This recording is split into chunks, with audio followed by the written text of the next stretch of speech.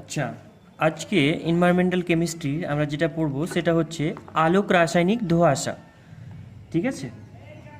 তো আলোক রাসায়নিক ধোঁয়াশাটা কি না, আমরা জানি যে বাতাসে দুই ধরনের পলিউট্যান্ট থাকে, বা তোমার হচ্ছে প্রধান এক ধরনের বায়ু দূষণকারী পদার্থ থাকে এবং এক ধরনের সেকেন্ডারি পলিউট্যান্ট থাকে, যেগুলোকে আমরা গৌণ বায়ু দূষককারী পদার্থ হিসেবে চিনি। ঠিক আছে? তো প্রধান কোনগুলো? তো প্রধান বায়ু দূষক হচ্ছে যে দূষকগুলো, বায়ু দূষকগুলো, যে পদার্থগুলো বা যে গ্যাসীয় পদার্থগুলো বায়ুতে উপস্থিত থেকে সরাসরি বায়ু দূষণ ঘটায়। ঠিক আছে? তারা অ্যাক্টিভ ফর্মে থাকে, অর্থাৎ দূষিত মানে অবস্থাতেই থাকে। মানে এমন একটা ফর্ম বায়ু দূষণ পদার্থগুলোর, যেটা বাতাসে ডাইরেক্ট দূষিত করে। ঠিক আছে? এখন আহ, কিছু কিছু পদার্থ আছে যারা বায়ুতে উপস্থিত থাকে, যারা কিন্তু ডাইরেক্ট দূষণকারী পদার্থ হিসেবে বিবেচিত নয়, কিন্তু এরা বিভিন্ন পদ্ধতিতে, মানে বায়ু দূষক, যেগুলো প্রধান বায়ু দূষক মানে কারী পদার্থ, তাদের সঙ্গে বিক্রিয়া করে বা আলোক রাসায়নিক বিক্রিয়া করে, তোমার হচ্ছে কি আলোর উপস্থিতিতে বিক্রিয়া করে বিভিন্ন রকমভাবে কেমিক্যাল মানে কেমিক্যালি চেঞ্জ হয়ে এক ধরনের মানে দূষিত ফর্ম তৈরি করে, যেটা কি না তোমার হচ্ছে বায়ু দূষণ করে। এগুলোকে আমরা গৌণ দূষক পদার্থ হিসেবে চিনে থাকি। ঠিক আছে? তো এই ধরনের পদার্থ কি করে না, ধোঁয়াশার সঙ্গে তারপরে আহ, ধোঁয়ার সঙ্গে মিলে এরা কিন্তু এক ধরনের তারপরে তোমার হচ্ছে প্রখর সূর্যালোকের উপস্থিতিতে আলোক রাসায়নিক বিক্রিয়া ঘটানোর মাধ্যমে এরা উৎপন্ন পদার্থগুলো একত্রিত হয় এবং ধোঁয়াশার মানে সৃষ্টি করে অ্যাকচুয়ালি। ঠিক আছে? তার মানে কি বললাম, সেকেন্ডারি পদার্থগুলো প্রখর সূর্যালোকের উপস্থিতিতে কি হচ্ছে, আলোক রাসায়নিক বিক্রিয়ার সাহায্যে উৎপন্ন কণাগুলি একত্রিত হবে এবং একত্রিত হয়ে যে ধোঁয়ার সৃষ্টি করবে তাকে আমরা বলি আলোক রাসায়নিক ধোঁয়াশা। অ্যাকচুয়ালি স্মোক, মানে এটা ফটোকেমিক্যাল স্মোক বলা হয় বা আলোক রাসায়নিক ধোঁয়াশা। তো আলোক রাসায়নিক ধোঁয়াশার মধ্যে যদি আমরা টার্মটা বিশ্লেষণ করি, স্মোক কথাটার অর্থ হচ্ছে ধোঁয়াশা, এবং স্মোক কথাটি স্মোক SMOKE থেকে, স্মোক কথাটা থেকে এসছে। কোথা থেকে এসছে না, SMOKE স্মোক, এবং ফগ FOG, এই দুটো টার্ম থেকে কিন্তু এটা এসছে, উৎপত্তি হয়েছে। ঠিক আছে? তো এটি কখন কখন ঘটে এবং এর উৎসগুলো কোথায়? আচ্ছা, এর যদি উৎসটা আমরা দেখি তাহলে দেখব কি, যে আলোক রাসায়নিক ধোঁয়াশার মানে বিভিন্ন কারণ হতে পারে। যেমন এটি মূলত পরিবেশের উষ্ণতার তারতম্য ঘটে থাকে, উষ্ণতার তারতম্যের জন্য এটা হয়ে থাকে। ঠিক আছে? তারপরে পরিষ্কার আকাশ এবং বায়ু প্রবাহ যদি কম হয় তাহলে এই ধরনের ঘটনা ঘটতে পারে। ঠিক আছে? তারপরে তোমার হচ্ছে এই কারণে পরিবেশে আকাশে মেঘের সৃষ্টি মানে হতে পারে না। অ্যাকচুয়ালি এটা মনে রাখতে হবে যে যদি এটা ঘটে তাহলে আকাশে মেঘটা মানে হতে পারে না, আকাশে মেঘ জমে না আর কি অ্যাকচুয়ালি। ঠিক আছে? তাহলে তোমার হচ্ছে ভূপৃষ্ঠে তৈরি হওয়া ধোঁয়া ধূলিকণা এগুলো উপরে উঠবে এবং উপরে তোমার কী করবে, ভূপৃষ্ঠের ধোঁয়াশার সৃষ্টি হবে। এগুলো আমাদেরকে মনে রাখতে হবে। তো তারপরে তোমার হচ্ছে কোন কোন গ্যাসগুলোর ফলে এই ধোঁয়াশার সৃষ্টি হয়, আমরা যদি এটা লক্ষ্য করি তাহলে দেখব কি, নাইট্রোজেনের অক্সাইড সমূহ, যেমন নাইট্রোজেনের অক্সাইড মানে NOx, এটা নাইট্রোজেনের অক্সাইড NOx। এখন এক্স কথার অর্থ হচ্ছে যে এক্সের মান বিভিন্ন রকম হতে পারে, 2, 3 এরকম হতে পারে। ঠিক আছে? তারপরে ozone gas O3, ozone gas হতে পারে। তারপরে তোমার হচ্ছে কি গ্যাস, এই মানে বিভিন্ন ধরনের অক্সাইড এবং তোমার হচ্ছে ওজোন গ্যাস, এরা বাতাসে মিলিত হয়ে একটা ভারী স্তর সৃষ্টি করছে। ঠিক আছে? তারপরেও হচ্ছে কি ডিনাইট্রিফিকেশন, যে ব্যাকটেরিয়াগুলো রয়েছে, এই ব্যাকটেরিয়াগুলোর সাহায্যে বাতাসে কিন্তু N2O, মানে নাইট্রিক অক্সাইড মানে তোমার হচ্ছে বাতাসে জমা হচ্ছে, ট্রোপোস্ফিয়ারে গিয়ে এরা মানে স্ট্রাটোস্ফিয়ারে যাচ্ছে, স্ট্রাটোস্ফিয়ারে গিয়ে ইউভি রশ্মির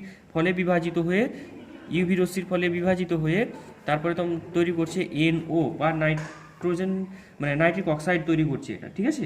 এবং একটা এর সঙ্গে তোমার অক্সিজেন পরমাণুতে পরিণত হয়। এই হচ্ছে আলটিমেটলি বিক্রিয়া।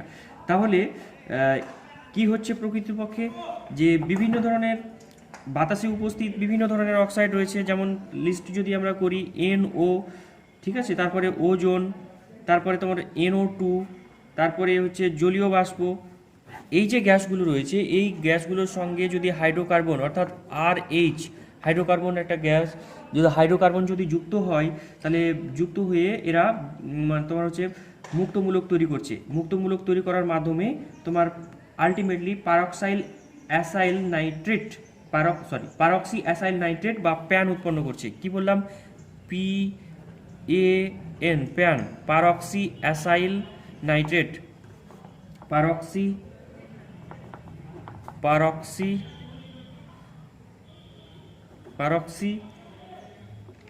Acyl nitrate.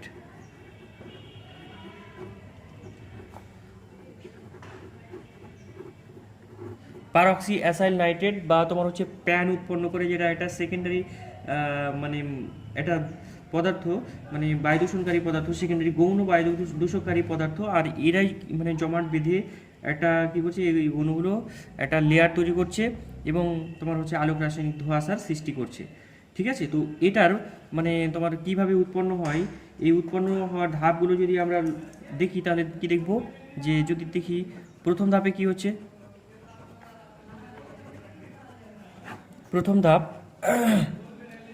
প্রথম ধাপে অ্যাকচুয়ালি মুক্তমূলক সৃষ্টি হচ্ছে। প্রথম ধাপে মুক্তমূলক সৃষ্টি হচ্ছে। কিভাবে মুক্তমূলক সৃষ্টি হবে তাহলে যদি দেখি, যেমন কি বলা হলো এর আগে যেটা বললাম আমরা, যে এই যে সমস্ত বিক্রিয়া মানে তোমার গ্যাসীয় পদার্থ রয়েছে বায়ুমণ্ডলে, এই গ্যাসীয় পদার্থগুলো মানে প্রধানত হাইড্রোকার্বনের সঙ্গে বিক্রিয়া করছে, হাইড্রোকার্বনের সঙ্গে বিক্রিয়া করে মুক্তমূলক তৈরি করছে, এবং মুক্তমূলকের সঙ্গে আবার তোমার হচ্ছে অ্যালডিহাইড, কিটোন এদের সঙ্গে বিক্রিয়া করার পর কিন্তু অ্যাকচুয়ালি প্যান উৎপন্ন হচ্ছে, অর্থাৎ পারক্সি অ্যাসাইল নাইট্রেট উৎপন্ন হচ্ছে। ঠিক আছে, তো ওই ধাপটা দেখাবো কিভাবে এটা সম্ভব হচ্ছে বা হয়তো ঘটনাটা ঘটছে কি করে। ঠিক আছে, তো এখন দেখা যাক প্রথম স্টেপে যেরকম RH মানে হাইড্রোকার্বন একটা, এর সঙ্গে যদি অক্সিজেন যুক্ত হয় O2, তাহলে যেটা ঘটবে সেটা হচ্ছে R ডট তৈরি হবে প্লাস OH ডট তৈরি হবে। ঠিক আছে, আবার এই OH RH এর সঙ্গে আবার বিক্রিয়া করতে পারে, OH ডট আবার কি করতে পারে, এর সঙ্গে বিক্রিয়া করতে পারে। এই OH ডট মানে মুক্তমূলক, এটা আবার বিক্রিয়া যদি করে তাহলে R ডট তৈরি করলো প্লাস জল তৈরি করে দিল। ঠিক আছে, এই বিক্রিয়াটা ঘটছে। এরপরেও তোমার হচ্ছে যদি এই R ডটটা কী করবে, অক্সিজেনের সঙ্গে যুক্ত হবে, R ডট, এই R ডট অক্সিজেনের সঙ্গে যুক্ত হয়ে আর তোমার ওর মানে তোমার হচ্ছে পারক্সি, এটা হচ্ছে পারক্সি একটা মুক্তমূলক, এটা তৈরি করবে প্লাস এটা অনুঘটকের উপস্থিতিতে বিক্রিয়াটা হয়, তো এ বিক্রিয়া করে এটা তৈরি করলো। ঠিক আছে, সঙ্গে তো অনুঘটকটা আলাদা হয়ে গেল, মানে সঙ্গে M উৎপন্ন হচ্ছে একই, এদের তো পরিবর্তন হয় না, এটা হচ্ছে এই ROO ডট, এইটা NO এর সঙ্গে যদি বিক্রিয়া করে তাহলে কিন্তু RO ডট তৈরি হয়। বোঝা গেল, RO ডট এটা তৈরি হচ্ছে। আচ্ছা, এবার তোমার যদি এরা অ্যালডিহাইডের সঙ্গে বিক্রিয়া ঘটায় তাহলে কি ঘটবে, অ্যালডিহাইডের সঙ্গে বিক্রিয়া ঘটালে, অ্যালডিহাইডের সঙ্গে বিক্রিয়া ঘটলে যেটা হয় অ্যাকচুয়ালি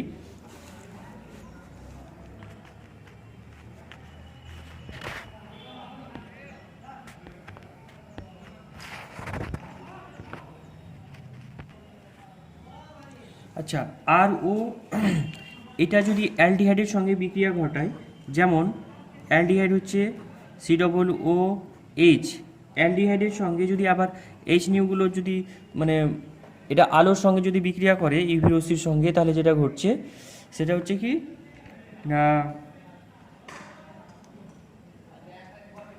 R ডট উৎপন্ন হবে, অর্থাৎ এখান থেকে বন্ডটার সমবিভাজন হবে। ঠিক আছে, তাহলে R ডট উৎপন্ন হবে, আর আরেকটা যেটা উৎপন্ন হচ্ছে সেটা C ডবল বন্ড OH, এইটা। ঠিক আছে, এটা উৎপন্ন হলো। আচ্ছা, একই রকমভাবে কিটোনও তোমার হচ্ছে আলুর উপস্থিতিতে বিক্রিয়া ঘটাতে পারে, যেমন তোমার কিটোনের সংকেতটা আমরা এরকম করে লিখতে পারি। তাহলে এটাও যদি সমবিভাজন হয় একটা দিক থেকে, তাহলে যেটা আমরা পাবো আর সি ডবল বন্ড ও, এটা মুক্তমূলক, ঠিক আছে, মুক্তমূলক, প্লাস হচ্ছে আর ডট, এই মুক্তমূলকগুলো আমরা পেলাম, ঠিক আছে। এখন দ্বিতীয় স্টেপে কি ঘটছে? দ্বিতীয় স্টেপে হচ্ছে দ্বিতীয় ধাপে যেটা ঘটনা ঘটবে সেটা হচ্ছে এই কিটোন থেকে যেটা উৎপন্ন হলো, অর্থাৎ আর সি ডবল বন্ড ও, এই যে এটা লিখেছি আর সি ডবল বন্ড ও মুক্তমূলক, এইটা তোমার অক্সিজেনের সঙ্গে যুক্ত হবে, অক্সিজেনের সঙ্গে যুক্ত হয়ে পারক্সি মূলক একটা তৈরি হবে, ঠিক আছে। আর সি ডবল বন্ড ও অক্সিজেন, সিঙ্গেল বন্ড অক্সিজেন, এটা তোমার হচ্ছে সৃষ্টি হচ্ছে, ঠিক আছে। এটা হচ্ছে পারক্সিমূলক, পারক্সিমূলক, ঠিক আছে, এটা হলো পারক্সিমূলক। এবার এই পারক্সিমূলক তৈরি হলো এবং এর সঙ্গে যদি আবার NO2 যদি যুক্ত হয়, NO2 যুক্ত হয়ে যেটা তৈরি করবে সেটা হচ্ছে আর সি ডবল বন্ড ও, তারপরে অক্সিজেন অক্সিজেন আর NO2, এটা উৎপন্ন হলো। এইটা হচ্ছে তোমার পারক্সি অ্যাসাইল নাইট্রেট বা pan, পারক্সি acyl nitrate, acyl nitrate, পারক্সি acyl nitrate বা PAN, প্যান, এইটা উৎপন্ন হলো। এই প্যান অ্যালডিহাইড থেকে উৎপন্ন হতে পারে, যেটা আগে বলা হয়েছিল, অ্যালডিহাইড কিটোন দুটো থেকেই প্যান উৎপন্ন হতে পারে। এই প্যান তোমার প্যানের মাত্রা যদি বেড়ে যায় তাহলে বাতাসে আলোক রাসায়নিক ধোঁয়াশার সৃষ্টি হবে। এই আলোক রাসায়নিক ধোঁয়াশার প্রভাব কি? আলোক রাসায়নিক ধোঁয়াশার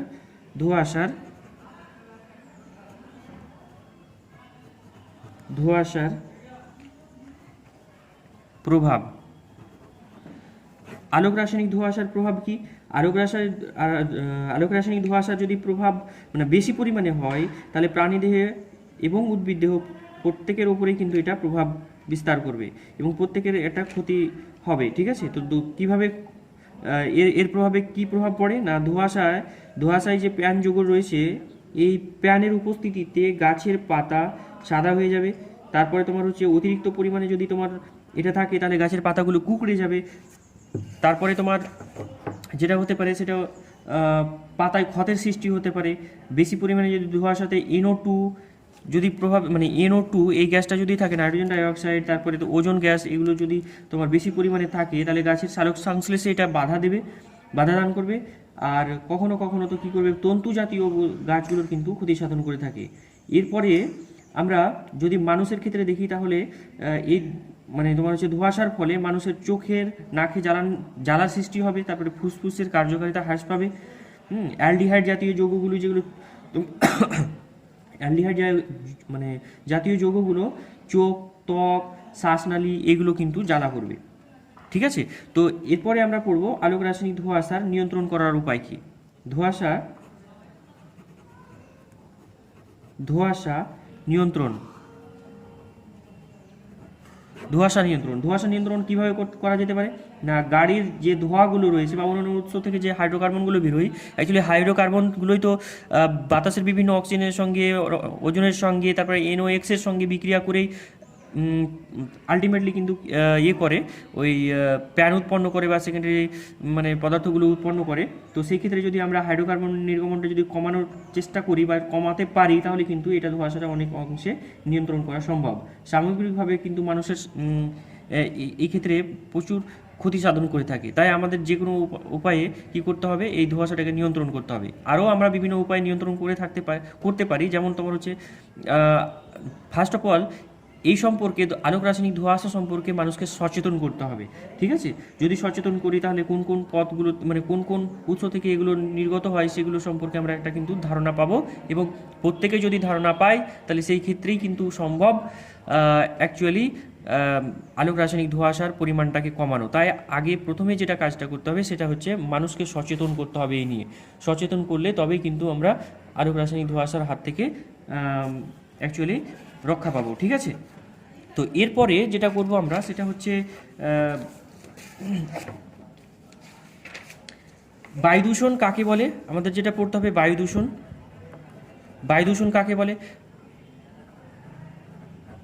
বায়ু দূষণ বলতে বাতাসে এমন মানে তোমার হচ্ছে পদার্থে মিশে যাওয়া, এমন পদার্থ মিশে মানে বাতাসে যে সমস্ত পদার্থ রয়েছে, যেমন বিভিন্ন মানে তোমার অক্সাইডগুলো, কার্বন ডাইঅক্সাইড, নাইট্রিক অক্সাইড, তারপরে কার্বনের আরও অক্সাইড, কার্বন মনোঅক্সাইড রয়েছে, নাইট্রোজেনের বিভিন্ন অক্সাইডের কথা বলা হলো, সালফারের বিভিন্ন oxide, sulphur dioxide, sulphur dioxide, এদের মাত্রা যদি মানে একটা নির্দিষ্ট মাত্রার তুলনায় অধিক হয়, যার ফলে মানে যার ফলে মানুষ সহ বিভিন্ন জীবগোষ্ঠীর এবং পরিবেশের যদি ক্ষতি সাধন হয়ে থাকে, তাহলে তাকে আমরা বলি মানে বায়ু দূষিত হয়েছে, ঠিক আছে। অ্যাকচুয়ালি মানে বিশ্ব স্বাস্থ্য সংস্থা বা ওয়ার্ল্ড হেলথ অর্গানাইজেশনের মতে পৃথিবী বায়ুমণ্ডলের মধ্যে অনিষ্টকারী পদার্থের সমাবেশ যখন মানুষ এবং তার পরিবেশের ক্ষতি করে, সেই অবস্থাতে কিন্তু বায়ু দূষণ বলা হচ্ছে, ঠিক আছে।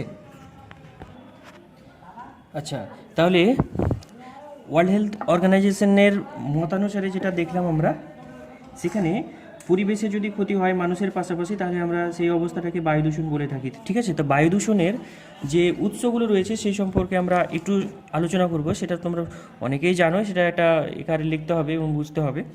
তো এই বায়ু দূষণের যে মেন কারণ, সেগুলোকে আমরা দুটো ভাগে বিভক্ত করতে পারি। একটা হচ্ছে প্রাকৃতিক কারণ,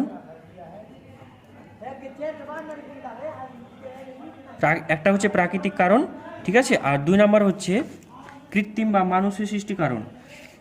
বোঝা গেল? এটা হচ্ছে প্রাকৃতিক কারণ, আর আরেকটা হচ্ছে মানুষের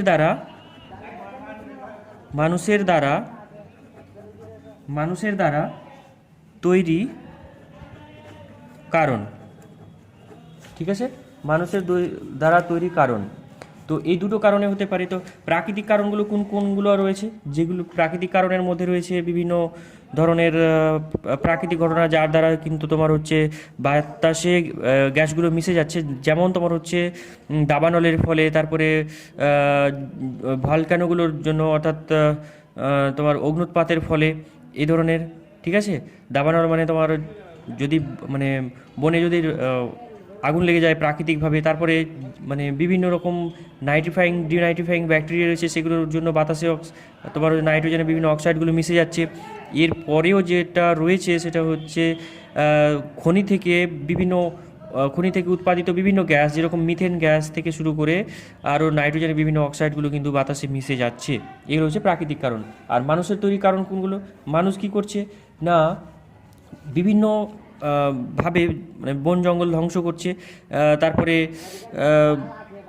যেটা হচ্ছে সেটা মানে বিভিন্ন জ্বালানিগুলো, যেমন তোমার হচ্ছে কয়লা, পেট্রোলিয়াম পদার্থ, এই সমস্ত জ্বালানির ফলে প্রচুর পরিমাণে বাতাসে গ্যাসগুলো, কার্বন ডাইঅক্সাইড গ্যাস সহ নাইট্রোজেনের বিভিন্ন অক্সাইড বাতাসে মিশে যাচ্ছে। এরপরে আরও রয়েছে, যেমন মানুষের জন্য বিভিন্ন পারমাণবিক চুল্লিতে উৎপন্ন মানে পারমাণবিক চুল্লিতে ব্যবহৃত তেজস্ক্রিয় পদার্থগুলো পোড়ানোর ফলে প্রচুর পরিমাণে তাপ তো পাওয়া যায় ঠিকই, কিন্তু এর ফলে যে তোমার অবশেষটা রয়ে যায়, সেটা কিন্তু তেজস্ক্রিয়তার জন্য বিভিন্নভাবে পরিবেশকে দূষিত করে এবং বায়ুকে দূষিত করে, ঠিক আছে। তো এগুলো হলো মানুষের দ্বারা সৃষ্ট তৈরি একটা কারণ, যেখানে তোমার পরিবেশটা কিন্তু দূষিত হচ্ছে বিভিন্নভাবে। বোঝা গেল? এবার আমরা যেটা পড়বো সেটা হচ্ছে মানুষের উপর বায়ু দূষণের প্রভাবটা কী পড়তে পারে। আমরা জানি যে বায়ু দূষণ যদি হয় তো মানুষ ডিরেক্ট এখানে ক্ষতিগ্রস্ত হবে। আর এই কারণে যে সমস্ত জিনিসগুলো মানে প্রভাব পড়বে, সেই সমস্ত জিনিসগুলো আমরা একটা যদি সামারাইজ করি, তাহলে দেখব যে সালফার ডাইঅক্সাইডের যদি পরিমাণটা বেড়ে যায়, তাহলে শ্বাসকষ্ট, ব্রঙ্কাইটিস, যক্ষা এগুলো হবে। তারপরে ধোঁয়াশা, আলোক রাসায়নিক ধোঁয়াশা যদি বেড়ে যায়, তাহলে তার প্রভাবে চোখ ঝাপসা হয়ে যেতে পারে, চোখ জ্বালা করতে পারে, এগুলো হবে। নাইট্রোজেনের বিভিন্ন অক্সাইড যদি তোমার হচ্ছে বাতাসে মিশে যায়, তাহলে কি হবে না, ফুসফুসের ক্ষতি হতে পারে, ঠিক আছে। এই ধরনের ক্ষতিগুলো মানে হতে পারে। তো জাস্ট এগুলো একটা আমরা ছকের আকারে লিখে রাখবো, মানে পরীক্ষার জন্য এটা লিখে রাখবো, খুব সহজ। যদি পড়ে তাহলে আমরা সেটাকে নিজের মতো করে রিপ্রেজেন্ট করতে যেতে পারি, তার জন্য একবার দেখে রাখতে হবে। তো আমি আজকে ভিডিওটা খুব দীর্ঘায়িত করলাম না, কারণ হচ্ছে ভিডিও কোয়ালিটিটা খুব একটা ভালো না। ঠিক আছে, তো পরের লেকচারে আমরা পরেরগুলো দেখবো। এখন আপাতত লেকচার এই পর্যন্তই।